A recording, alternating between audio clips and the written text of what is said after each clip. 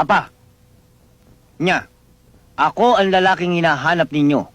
Narito ako para panagutan ang ginawa ko kay Tina. Ano? Ikaw nakadisgrasya sa anak ko?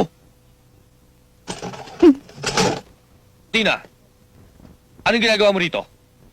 Hindi ba't sinabi ko sa'yo na huwag ka magpapakita sa akin hanggat hindi mo inaharap sa akin ang lalaki na disgrasya sa'yo? Sino siya? Mga kaklase ho kami ni Tina. Mr. Minimbol, Mr. Jack Bickwick, papapasukin mo ba kami o we will jump over the candlestick? Pwede ba? Come in.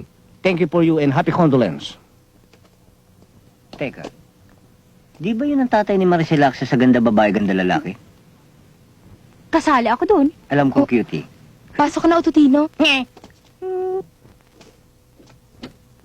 Ako ang papa ni Tina. Ako naman ang mama ni Tina. At kami naman ang mga kaibigan ni Tina. Ano may paglilingkod namin sa inyo? Nakahanda kami sa lahat ng oras para sa aming kaibigan. Anong pinagsasabi nyo? Bahay namin to ah! Bakit? Inaangkin ba namin? Kaya kami narito para lutasin ang problema ni Tina. Malulutas lamang ang problemang yan. Kung maihaharap mo sa amin ang lalaking yon.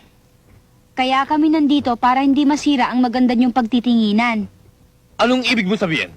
Papa, nya, ako ang lalaking hinahanap ninyo. Narito ako para panagutan ang ginawa ko kay Tina. Ano? Ikaw nakadisgrasya sa anak ko? Wag na lang. Hindi na bali. Hindi na bali madisgrasya ang anak ko. Wag lang magkaroon ng manugang na... Tao ka ba? Tina, tinatanggap na kita. Kahit na walang ama ang bata. Tina, ayos na problema mo. Thank you, Madonna. Papa, nya, you're so rude. Rude. Capital R-I-P. Rude. The long and winding road.